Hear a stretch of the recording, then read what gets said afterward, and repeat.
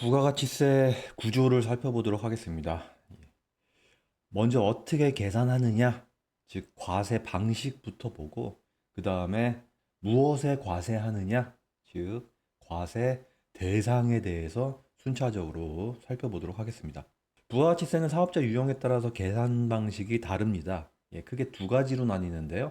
일반 과세자하고 간이 과세자로 나눠집니다. 일반 과세자는 연매출 8천만 원 이상인 사업자입니다. 여러분이 다니는 대부분의 회사는 여기에 해당하겠죠? 이 경우에는 우리가 지금까지 봤던 방식으로 세금을 계산을 하게 됩니다. 여기서 이제 중요한 포인트가 하나 더 있는데요. 많은 분들이 부가가치세를 매출에서 매입을 빼서 거기에 10%를 곱한다 이렇게 하는데 실제로는 그렇지 않습니다. 부가가치 계산의 어떤 공식 명칭은 이른바 전단계 세공제법입니다.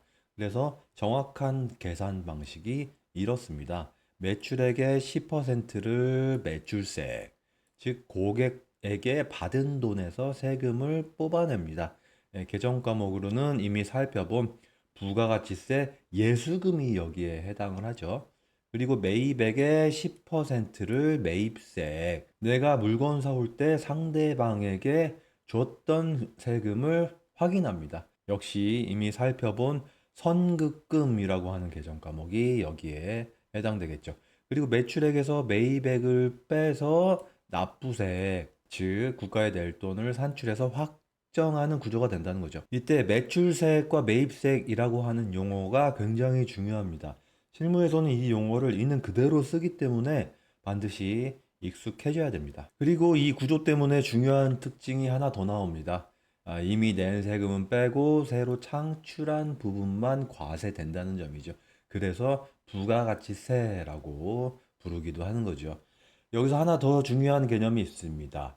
부가가치세는 항상 내는 세금이 아닙니다. 예를 들어서 매입액이 더 크고 매출액이 작으면 어떻게 될까요? 5천원짜리 사왔는데 2천원에 팔았다면 매입세액이 더 큽니다.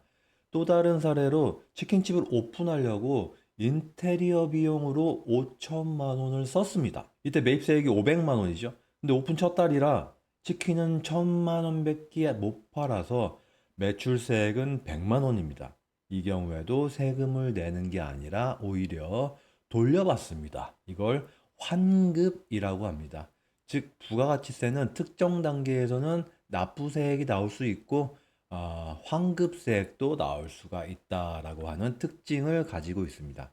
다음으로 간이과세자를 보도록 하겠습니다. 간이과세자는 연매출 8천만 원 미만의 소규모 사업자입니다. 이 경우에는 세금 계산을 단순하게 하기 위해서 일반 과세자처럼 매입세액을 다 따지지 않고 업종별 부가가치율을 적용해서 세금을 계산합니다. 즉 매출액 곱하기 부가가치율 곱하기 10% 마이너스 일부 공제를 해서 납부세액으로 계산을 하게 됩니다. 복잡해 보이지만 핵심은 이겁니다. 매출 영수증을 하나하나 안 따집니다. 그냥 세무서에서 정해준 비율이 있습니다.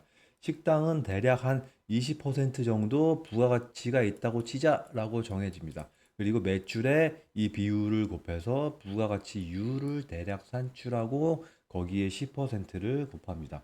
아주 단순하죠? 대신에 매출액에서 세금을 미리 깎아줬으니까 매입액을 또 전부 빼주면 안 되겠죠? 세금 계산서 잘 챙겨왔으니까 조금 더 깎아줄게 라고 하는 컨셉으로 이 공제세액을 이해하시면 되겠습니다. 핵심은 이거죠. 일반 과세자는 정확하게 계산을 하는 거고 간이과세자는 대충 단순하게 계산을 한다라고 이해를 해주시면 되겠습니다. 참고로 개인적으로 하나 알아두시면 좋은 게 있어요. 간이가세자는 세금 계산이 단순해서 편하긴 한데 아까 말씀드린 이 환급이 안 됩니다. 인테리어 비용을 아무리 많이 써도 마이너스가 안 나옵니다. 그래서 사업 초기 투자가 많으신 분들은 일반적으로 간이과세자를 일부러 선택을 하기도 합니다. 사업 초창기에는 간이 과세자를 할 수 있거든요. 근데 일반 과세자를 자기가 선택할 수 있어요. 그랬을 때 굳이 일반 과세자를 선택한다는 거죠. 그래서 나중에 창업하실 때나 이럴 때도 이런 기본적인 상식을 가지고 세무사하고 상담을 받으시는 거하고 그렇지 않은 거하고 차이가 있겠죠. 자, 실생활에서 이 개념이 적용되는 사례를 가볍게 하나 살펴보도록 하겠습니다. 여러분이 회사에서 회식이나 점심 식사를 하고 식당에 갔다고 쳐보죠. 밥을 맛있게 먹고 카드로 결제를 했어요. 그럼 당연히 부가가치세 매입세 공제를 받을 수 있을까요? 결론적으로 말씀드리면 우리가 법인 카드를 썼다고 해도 이 식당이 또 어디냐에 따라서 어떤 사업자냐에 따라서 결론이 달라집니다.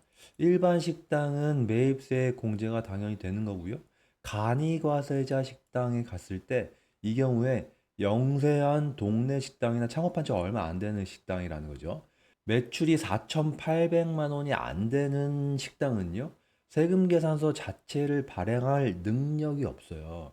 그래서 우리가 카드 영수증을 받아와도 우리 회사는 매입세 공제를 못 받습니다. 간이 과세자 중에서도 매출이 4,800을 넘어가서 8천만 원 이하인 이런 식당들은 세금 계산서 발행이 가능합니다. 이럴 때는 공제를 받을 수 있죠. 자, 똑같이 30만 원어치 회식해도 이 3만 원 차이가 이렇게 나는 겁니다. 그리고 우리 주변에는 부가가치세를 아예 안 받는 면세 사업자들이 곳곳에 포진해 있습니다.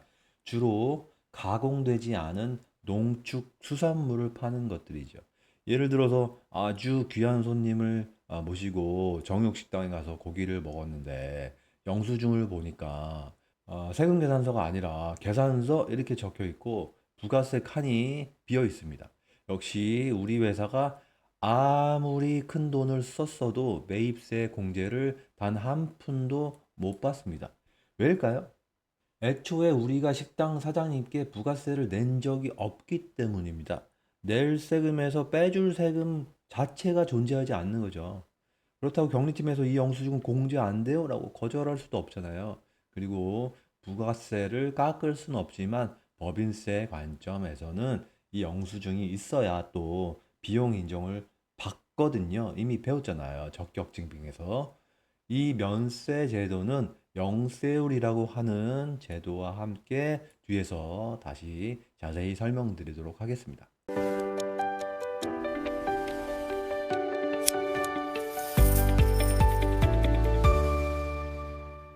자, 지금까지 해서 부가가치세의 계산 방식을 우리가 마스터했습니다. 마찬가지로 지금까지 공부하신 회계와 또 연결을 해보죠.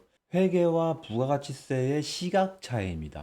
똑같은 물건을 100억에 사서 150억에 팔았는데 회계장부와 부가가치세 신고서가 서로 이제 딴소리를 할 때가 있거든요. 왜 그런지 그림을 보면서 설명을 드려볼게요. 먼저 부가세는 상반기를 1기, 하반기를 2기라고 합니다. 요거 먼저 참고해 주시고요. 뒤에서 다시 한번 자세히 설명드릴 거예요. 상반기인 1기에 100억 원어치의 재고를 쌓아놨지만 하나도 못 팔고 2기에 150억을 전량 판 거예요. 이 회계상은 상반기인 1기에는 아무 일도 안 일어납니다. 수익이 없으니까 비용이 안 잡혀요. 그 결과 하반기인 2기에 매출 150억이 발생하는 순간 창고에 있던 100억 원의 재고 자산이 매출 원가로 소환됩니다. 그 결과 150억에서 100억을 뺀 50억 원이 그 회계 기간의 이익으로 잡히죠. 이 회계에서는 상반기, 하반기를 따지지 않으니까요. 자, 이제 똑같은 상황을 왼쪽에 부가가치세 관점으로 보도록 하겠습니다. 여기서부터 완전히 달라집니다. 부가가치세는 회계처럼 너그럽게 기다려주지 않습니다. 대응이고 뭐고 상관없이 세금 계산서가 오간 그 시점에 바로 세금을 때립니다. 일기 상황을 먼저 보시면 물건을 100억 원에 사오면서 매입 세금 계산서를 받았습니다. 근데 아직 하나도 못 팔아서 매출은 0이에요. 그럼 어떻게 될까요? 매출세액 0에서 매입세액 10억을 뺍니다. 그 결과 마이너스 10억이죠. 놀랍게도 물건을 하나도 안 팔았는데 국가가 10억 원의 세금을 먼저 돌려줍니다. 이걸 앞에서 말씀드릴 환급이라고 하는 거죠. 그럼 2기로 넘어가서 물건을 150억 원에 다 팔았습니다. 매출세액 15억 원이 발생을 하죠. 근데 이 시점에서는 새로 사온 물건이 없으니까 매입세액이 없습니다. 그럼 매출세액 15억 원에서 뺄 게 없으니까 15억 원의 세금을 전부 납부를 해야 됩니다. 이걸 전체로 합쳐보면 어떨까요? 1기 때 돌려받은 10억하고 2기 때 15억 원 냈죠. 이걸 합치면 결국 최종적으로는 5억 원의 세금을 낸 셈이 됩니다. 아까 회계에서 본 이익 50억 원의 10%인 5억과 정확히 일치하죠. 결과적으로는 같습니다. 하지만 중요한 건 여기서 과정입니다. 회계는 수익이 날 때까지 기다리는 수익 비용 대응 기준이지만 부가가치세는 거래가 일어났을 때마다 칼같이 끊어버리는 단위 인식이라고 하는 점입니다. 그래서 여러분 장부상 이익이 났다고 해서 반드시 세금이 낼 돈이 있는 것도 아니고 물건을 못 팔았다고 해서 세무서에 또 낼 돈이 없는 것도 아니다. 이 시차를 이해하는 게 부가가치세 실무의 하나의 핵심입니다. 세금 계산서 발행 완료. 수행 의무 미완료. 여기서 조금만 더 설명드리면 부가가치세의 매입액과 회계상의 매출원가 용어부터 다르죠? 완전히 다른 개념이라는 점 이미 설명드린 거예요. VAT 신고를 할 때 이번 기수에 100억 사왔다면 100억에 10% 매입세 공제, 창고에 물건이 그대로 쌓여 있어도 상관없고 팔려도 상관없는 거예요. 세금 계산서만 있으면 되니까요. 회계는 창고에 있는 물건 100억은 재고자산으로 기록이 된다라고 배웠고 팔려 나가는 순간 매출원가로 비용으로 변신을 한다. 세법은 산 시점이 중요하고 회계는 팔린 시점이 중요하다라고 이해를 해주시면 되고 실무자들이 돈 나가는데 왜 비용 처리는 안 되나요? 라고 묻는 이유가 바로 이 지점에 있습니다. 자, 그런데 여러분 예전에는 그나마 매출만큼은 세법이나 회계나 큰 차이가 없었어요.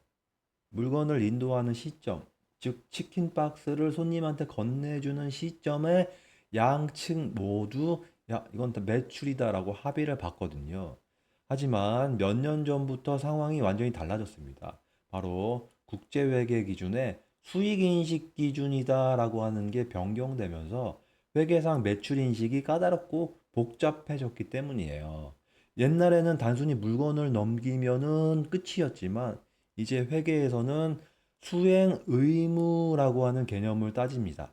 예를 들어서 치킨을 팔면서 나중에 콜라 한 병 무료 쿠폰을 줬다고 한번 가정을 해보죠. 그러면은 과거에는 치킨 판 돈 전체를 매출로 잡았지만 지금 회계 기준은 나중에 줄 콜라 값만큼은 너 지금 매출이 아니야. 나중에 그거는 콜라 줄 때 그때 수행 의무를 다했기 때문에 콜라 준 그 시기에 매출로 잡아야 돼 라고 요구를 하는 거예요. 이른바 수행 의무의 분리 이런 조항도 생겼어요. 근데 세법은 여전히 치킨 팔고 돈 받았으면 일단 전체 금액의 10%를 세금으로 내라. 콜라는 그냥 부수재화다. 주재화를 따라간다. 회계에서는 아직 콜라 안 줬으니까 이거 매출 아니다. 수익을 뒤로 미루고 이렇게 차이가 발생하는 거죠.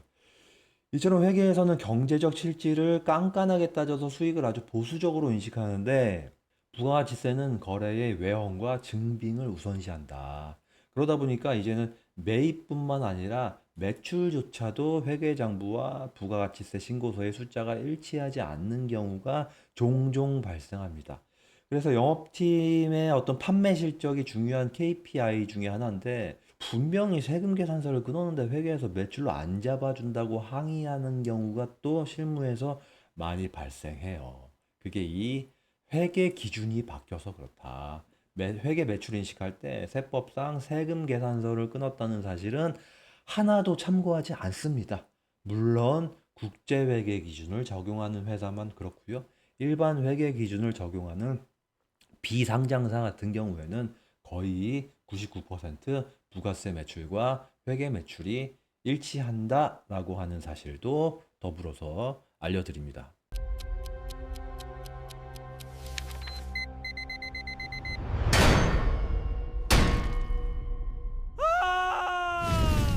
자, 지금부터 VAT의 과세 기간에 대해서 설명드려 보도록 하겠습니다.